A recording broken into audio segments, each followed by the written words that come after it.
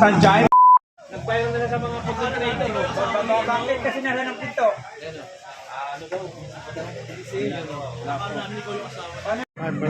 So pagkakaroon ng linggo, marami din ang nagdadala ng mga bike dito guys. Tingnan mo yung pumarada lang dito para kumain.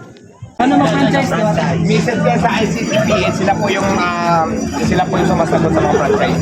ICTPS kung kayo mag-visit sa business. Wala, dua ba si Diwata? Anong naman? Diwata pare.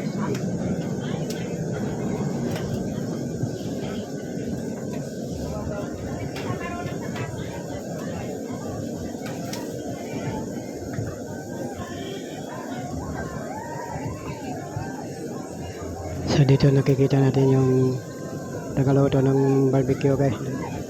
Yan si Kuya. Sa Diwata o Paris. Dami pala customer talaga.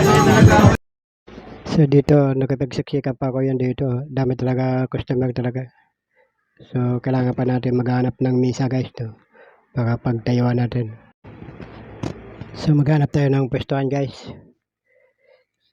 Yan, sa walang ganong tao. Halos kasi yung mga misa okupado na eh.